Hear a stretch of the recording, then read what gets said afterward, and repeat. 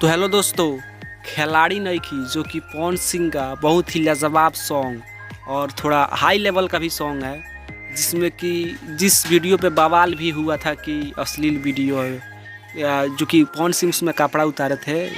अश्लील नहीं था, पर दोस्तों ये गाना लाजवाब है और इंस्टाग्राम रील्स पे तो वायरल है। इस पर लगभग अभी तक 26-27 हज़ार रील्स बन चुका है। इसी बीच नीलम गिरी जी ने इस सॉन्ग पे बहुत ही खूबसूरत बेहद रील्स बनाई है, जो कि लाजवाब है। और तो नीलम गिरी तो लाजवाब ही है, तो ये सॉन्ग भी काफ़ी लाजवाब है। खिलाड़ी ने की, जो कि रोशन सिंह विश्वास जी लिखे हुए थे और शिल्पी राज फीमेल वॉइस थी। काफ़ी लाजवाब गाना थे और रील भी काफ़ी लाजवाब है। यदि आपको रील्स पसंद आया है तो चैनल को सब्सक्राइब जरूर करिएगा।